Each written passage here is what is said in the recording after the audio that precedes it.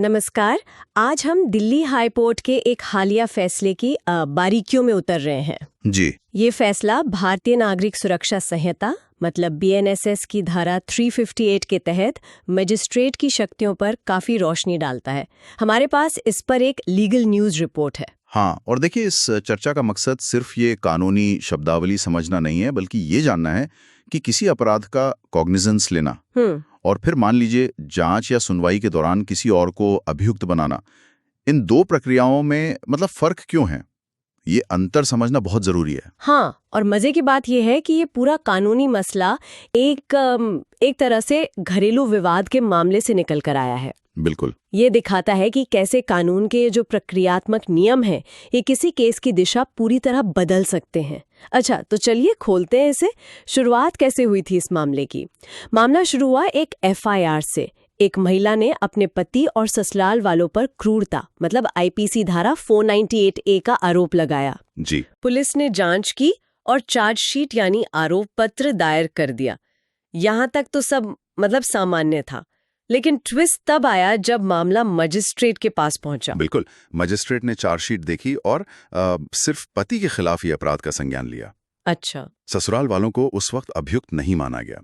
यहीं से शिकायतकर्ता यानी वो महिला, उनकी भूमिका अहम हो जाती है। हाँ, क्योंकि उन्हें लगा होगा कि शायद पुलिस चार्जशीट या मजिस्ट्रेट के शुरुआती फैसले से उन्हें पूरा न्याय नहीं मिल रहा है ना, खासकर ससुराल वालों के मामले में। सही। तो उन्होंने एक विरोध याचिका, जिसे प्रोटेस्ट पिटिशन कहते हैं, वो दायर कर दी। हाँ, ये प्रोटेस्ट पिटिशन एक तरह से शिकायतकर्ता का तरीका होता है ये कहने का कि मैं इस जांच या इस शुरुआती फैसले से सहमत नहीं हूं, इस पर फिर से गौर करें। और फिर इसी प्रोटेस्ट पिटिशन पर कार्रवाई करते हुए मजिस्ट्रेट ने बाद में ससुराल वालों को भी समन जारी कर दिया।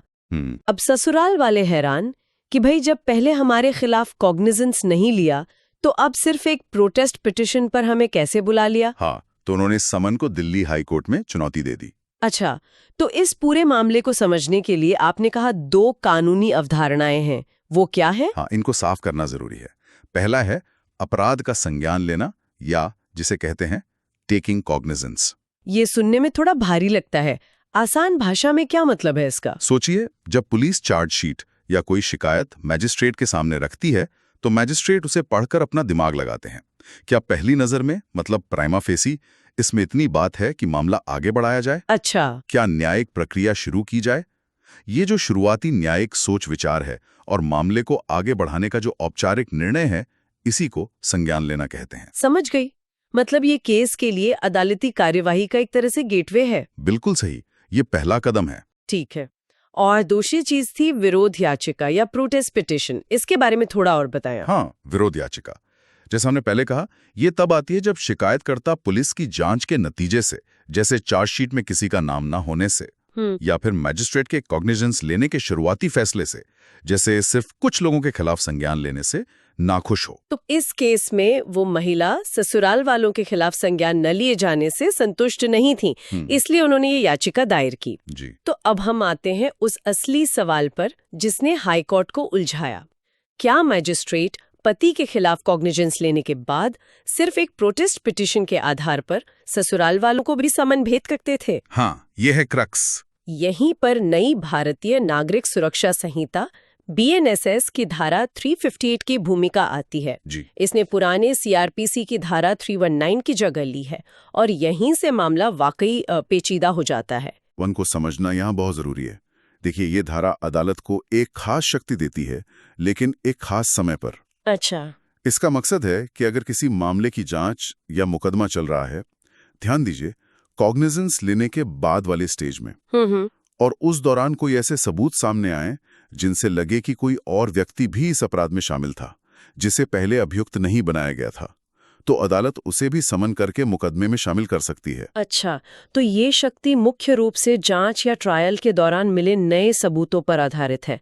ये शुरुआती चार्जशीट वाली स्टेज से अलग है। बिल्कुल सही पकड़ा आपने, और यही इसकी सबसे बड़ी सीमा भी है और विशेषता भी। यहाँ सबसे आकर्षक बात यह है कि इस शक्ति का इस्तेमाल कब हो सकता है। धारा 358 एक शक्तिशाली औजार है, लेकिन इसकी चाबी सिर्फ जांच या मुकदमे के दौरान ही लगती है। शुरुआती दौर में यानी कॉग्निजेंस लेते वक्त ये ताला नहीं खुल सकती। मतलब आप कॉग्निजेंस लेने की शक्ति जो चार्जशीट या शिकायत पर आधारित है और धारा 358 की शक्ति जो बाद के सबूतों पर आधारित है, इनको मिला नहीं सकते। नहीं, बिल्कुल नहीं। एक ही समय पर इस्तेमाल नहीं कर सकते। ये दो अलग अलग पड़ाव हैं, इनके नियम भी अलग अलग हैं। तो दिल्ली हाई कोर्ट ने इस टाइमिंग और प्रक्रिया के मुद्दे पर क्या कहा? उनका पहला निष्कर्ष क्या था? हाई कोर्ट ने बहुत साफ शब्दों में कहा, किसी दिए गए तथ्यों के सेट पर कॉग्निजेंस एक बार ही लिया जा सकता है। जब मजिस्ट्रेट ने एक बार तय कर लिया कि वो सिर्फ पति के खिलाफ संज्ञान लेंगे चार्जशीट के आधार पर, तो बाद में उसी स्टेज पर उसी चार्जशीट से जुड़े मामले में प्रोटेस्ट पिटीशन सुनकर ससुराल वालों को भी शामिल करना, ये तो एक तरह से अपने ही पिछले आदेश को पलटना या उसकी समीक्षा करना हुआ। बिल्कुल, रिव्यू करना हुआ। और निचली अदालतों के मजिस्ट्रेट को अपने ही आदेश की समीक्षा करने का अधिकार कानून नहीं देता है। ये न्यायिक प्रक्रिया का एक बुनियादी सिद्धांत है। रिव्यू पावर निचली अदालतों के पास नहीं होती, वो आमतौर पर हाई कोर्ट या सुप्रीम कोर्ट के पास होती है। अगर हम इसे बड़ी तस्वीर से जोड़ते हैं तो ये सिद्धांत न्यायिक प्रक्रिया में स्थिरता लाता है, सर्टेनिटी लाता है। सही बात है। सोचिए, अगर मजिस्ट्रेट अपनी फैसले बार बार बदलते रहें तो क्या होगा? कोई भी मामला कभी आगे बढ़ेगा ही नहीं। क्या हाई कोर्ट ने इस सिद्धांत को और पुख्ता करने के लिए किसी पिछले फैसले का भी जिक्र किया? हाँ, उन्होंने सुप्रीम कोर्ट के एक महत्वपूर्ण फैसले का हवाला दिया, रमाकांत सिंह एवं अन्य बनाम झारखंड राज्य एवं अन्य 2023 का मामला। अच्छा। उस केस में भी सुप्रीम कोर्ट ने यही बात कही थी कि एक बार मजिस्ट्रेट ने चार्जशीट पर कॉग्निजेंस ले लिया है तो वो उसी कॉग्निजेंस आदेश के खिलाफ दायर प्रोटेस्ट पिटीशन पर सुनवाई करके अपना मन नहीं बदल सकते या और लोगों को नहीं जोड़ सकते उस स्टेज पर। मतलब प्रोटेस्ट पिटीशन का उद्देश्य अलग है, वो कॉग्निजेंस आदेश की समीक्षा का जरिया नहीं बन सकती। सही। लेकिन शिकायतकर्ता ने भी तो अपना पक्ष रखा होगा। उनका क्या तर्क था कि मजिस्ट्रेट का बाद में समन भेजना सही था? हाँ, शिकायतकर्ता के वकील ने एक कह सकते हैं तकनीकी नुक्ता उठाया। उन्होंने कहा कि जब मजिस्ट्रेट ने पहली बार पति को बुलाया था तो उन्हें औपचारिक समन नहीं भेजा था, बल्कि सिर्फ एक नोटिस भेजा था। अच्छा। नोटिस और समन में फर्क है। हाँ। और उन्होंने ये भी कहा कि मजिस्ट्रेट ने कहीं भी लिखित में ये नहीं कहा था कि मैं संज्ञान लेता हूं, मतलब वो औपचारिक शब्द इस्तेमाल नहीं किए थे। इसलिए उनका तर्क था कि कॉग्निजेंस लेने की प्रक्रिया तकनीकी रूप से पूरी नहीं हुई थी और इसलिए प्रोटेस्ट पिटीशन पर विचार करके ससुराल वालों को बुलाना जायज था। ये एक दिलचस्प तर्क था जो प्रक्रिया के शब्दों पर ज्यादा जोर दे रहा था, उसके असल मतलब पर कम। लेकिन हाईकोर्ट इस तर्क से सहमत नहीं हुआ। क्यों? हाईकोर्ट ने कहा कि संज्ञान लेना कोई मंत्र पढ़ने जैसा नहीं है कि जब तक खास शब्द न बोले जाएं तब तक वो हुआ ही नहीं माना जाएगा। तो फिर कोर्ट ने उस नोटिस को कैसे देखा? अगर वो समन नहीं था और संज्ञान शब्द नहीं लिखा था तो क्या हुआ था उस वक्त? कोर्ट ने कहा कि कॉग्निजेंस लेना एक मानसिक प्रक्रिया है, न्यायिक विवेक का प्रयोग है। जब मजिस्ट्रेट ने पुलिस द्वारा दायर चार्जशीट को पढ़ा, उस पर विचार किया और फिर पति को पेश होने के लिए नोटिस जारी करने का आदेश दिया, हाँ, तो ये काम ही अपने आप में दिखाता है कि उन्होंने मामले पर अपना दिमाग लगाया था और न्यायिक प्रक्रिया शुरू करने का फैसला कर लिया था। अच्छा। यानी उन्होंने संज्ञान ले लिया था, भले ही औपचारिक शब्द ना लिखे हों। ये एक महत्वपूर्ण सवाल उठाता है कि हम न्यायिक कार्यों की व्याख्या कैसे करते हैं? क्या सिर्फ लिखे हुए शब्दों से या उन कामों के पीछे की मंशा और प्रक्रिया के सार से? हाँ, ये बात तो है। हाईकोर्ट ने यहाँ सार को, सब्सटेंस को प्राथमिकता दी। ठीक है, तो ये स्पष्ट हो गया कि संज्ञान तो लिया जा चुका था पति के खिलाफ। हाँ। अब अगर मैजिस्ट्रेट को बाद में वाकई लगता कि ससुराल वालों को भी कटघरे में लाना चाहिए तो उनके पास सही रास्ता क्या था?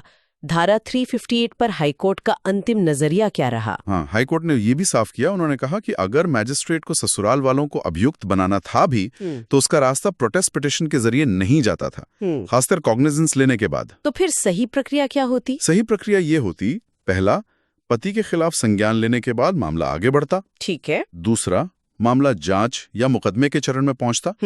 तीसरा, अगर उस दौरान उस स्टेज पर कोई नए और ठोस सबूत सामने आते जिनसे ससुराल वालों की भूमिका साफ होती, तब मैजिस्ट्रेट अपनी शक्ति का इस्तेमाल करते, यानी बीएनएसएस की धारा 358 के तहत उन्हें समन जारी करते। अच्छा, तो हाईकोर्ट ने साफ कहा कि प्रोटेस्ट पिटीशन स्टेज और धारा 358 स्टेज ये दो अलग अलग चीजें हैं। बिल्कुल। और मैजिस्ट्रेट ने क्या किया? उन्होंने प्रोटेस्ट पिटीशन का इस्तेमाल करके धारा 358 वाली शक्ति को गलत समय पे इस्तेमाल करने की कोशिश की। समझ गई। तो हाईकोर्ट के पूरे तर्क का निचोड़ ये है कि मैजिस्ट्रेट ने दो बड़ी प्रक्रियात्मक गलतियां की। एक तो उन्होंने अपने ही पिछले कॉग्निजेंस वाले निर्णय की समीक्षा कर डाली जो वो कर नहीं सकते थे। सही। और दूसरी उन्होंने अतिरिक्त अभियुक्तों मतलब ससुराल वालों को समन करने के लिए गलत कानूनी रास्ता चुना, प्रोटेस्ट पिटिशन, और गलत समय चुना कॉग्निजेंस स्टेज के तुरंत बाद बिना नए सबूतों के। हाँ, जबकि इसके लिए सही रास्ता और समय धारा 358 के तहत जांच या ट्रायल का चरण था। क्या कोर्ट ने किसी ऐसी स्थिति का जिक्र किया जहां विरोध याचिका पर शायद कार्रवाई हो सकती थी, कोई अपवाद? हाँ, कोर्ट ने एक संभावना बताई थी। अगर मैजिस्ट्रेट उस प्रोटेस्ट पिटिशन को एक बिल्कुल नई स्वतंत्र शिकायत मतलब कंप्लेंट केस के तौर पर दर्ज करते। अच्छा, अलग केस की तरह। हाँ, तो शायद उस पर अलग से कार्रवाई हो सकती थी, लेकिन इस मामले में ऐसा नहीं किया गया था। प्रोटेस्ट पिटिशन को उसी मूल एफआईआर वाले मामले का हिस्सा माना गया था, इसलिए वो अपवाद यहां लागू नहीं हुआ। तो इस सब का क्या मतलब निकलता है? अगर इसे समेटें तो हमारे सुनने वालों के लिए मुख्य सीख क्या है इससे? देखिए, मेरे ख्याल से मुख्य बात यह है कि आपराधिक प्रक्रिया में अलग अलग चरणों के लिए मैजिस्ट्रेट के पास अलग अलग शक्तियां और प्रक्रियाएं हैं। इनको आपस में मिलाना नहीं चाहिए। बिल्कुल। पुलिस चार्जशीट या शिकायत पर कॉग्निजेंस लेना, ये शुरुआती मूल्यांकन है। दूसरा चरण जो बाद में आता है, अगर कॉग्निजेंस लेने के बाद जांच या मुकदमे के दौरान नए सबूत मिलें तो बीएनएसएस धारा 358 का इस्तेमाल करके और लोगों को अभियुक्त बनाना। हाँ, ये दोनों शक्तियां अलग अलग समय और अलग अलग आधार पर काम करती हैं। हाई कोर्ट का ये फैसला इसी अंतर को मजबूती से दोबारा स्थापित करता है। और इस फैसले का महत्व क्या है फिर? इसका महत्व इसी स्पष्टता में है।